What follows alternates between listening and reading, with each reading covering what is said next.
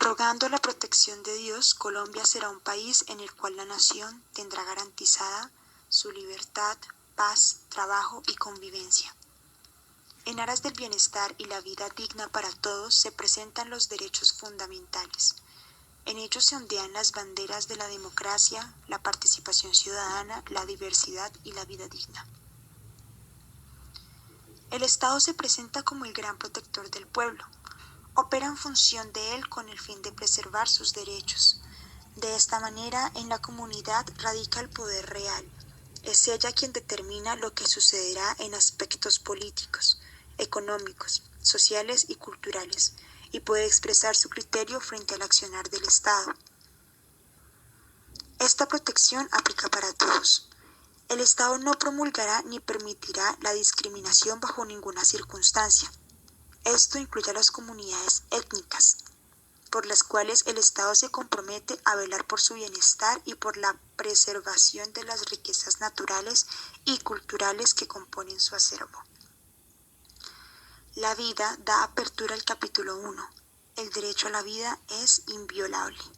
De esta manera, el Estado rechaza los comportamientos que atenten contra la integridad humana y deniega cualquier tipo de complicidad con los mismos.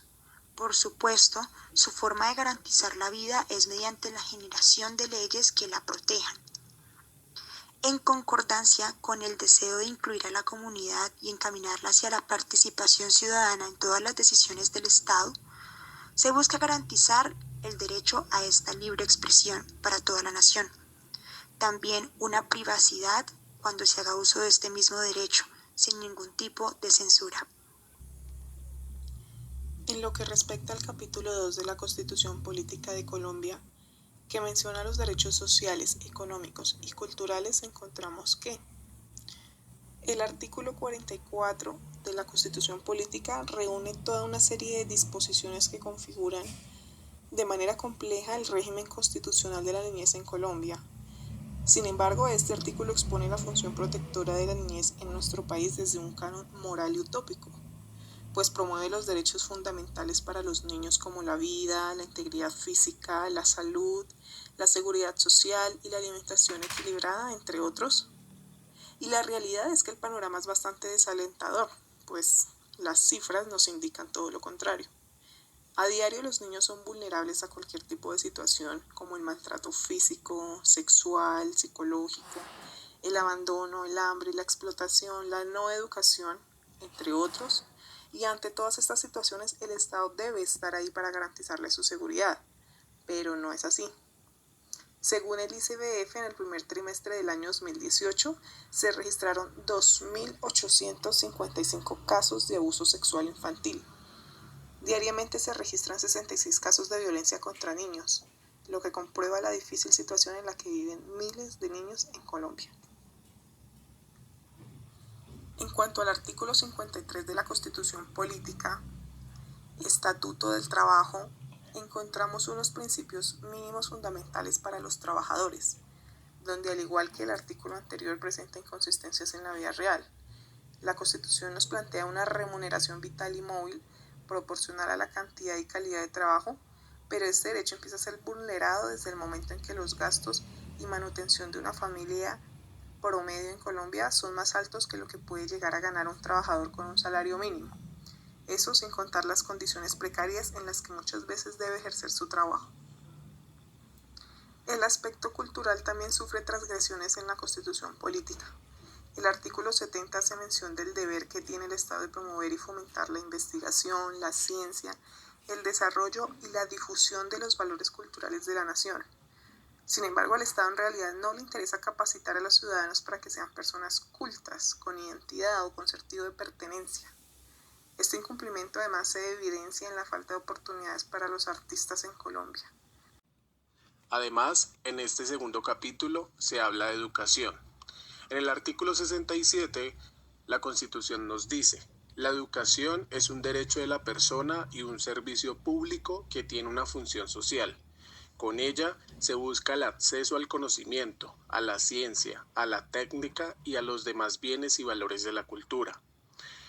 La educación formará al colombiano en el respeto a los derechos humanos, a la paz y a la democracia, y en la práctica del trabajo y la recreación para el mejoramiento cultural, científico, tecnológico y para la protección del ambiente. Además nos dice, el Estado, la sociedad y la familia son responsables de la educación, que será obligatoria entre los 5 y los 15 años de edad y que comprenderá como mínimo un año de preescolar y 9 de educación básica. Por consiguiente, expone, la educación será gratuita en las instituciones del Estado, sin prejuicio del cobro de derechos académicos a quienes puedan sufragarlos. Corresponde al Estado regular y ejercer la suprema inspección y vigilancia de la educación con el fin de velar por su calidad, por el cumplimiento de sus fines y por la mejor formación moral, intelectual y física de los educandos. Garantizará el adecuado cubrimiento del servicio y asegurará a los menores las condiciones necesarias para su acceso y permanencia en el sistema educativo. Por último, nos dice que la nación y las entidades territoriales participarán en la dirección, financiación y administración de los servicios educativos estatales, en los términos que se... Para finalizar, hablaremos del capítulo 3, el cual se designa de los derechos colectivos y del ambiente.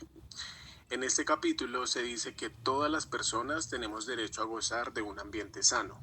La ley garantizará la participación de la comunidad en las decisiones que pueden afectarlo. Por tal razón, es deber del Estado proteger la diversidad e integridad del ambiente, conservar las áreas de especial importancia ecológica y fomentar la educación para el logro de estos fines. Por consiguiente, en el artículo 80 se propone que el Estado planificará el manejo y aprovechamiento de los recursos naturales para garantizar su desarrollo sostenible, su conservación, restauración o sustitución. Además, deberá prevenir y controlar los factores de deterioro ambiental, imponer las sanciones legales y exigir la reparación de los daños causados. Asimismo, cooperará con otras naciones en la protección de los ecosistemas situados en las zonas fronterizas. Seguidamente, el artículo 81 dice que queda prohibida la fabricación, importación, posesión y uso de armas químicas, biológicas y nucleares, así como la introducción al territorio nacional de residuos nucleares y desechos tóxicos.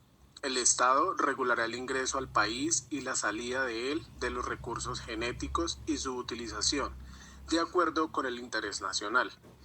Finalmente, el artículo 82 expone que es deber del Estado velar por la protección de la integridad del espacio público y por su destinación al uso común, el cual prevalece sobre el interés particular.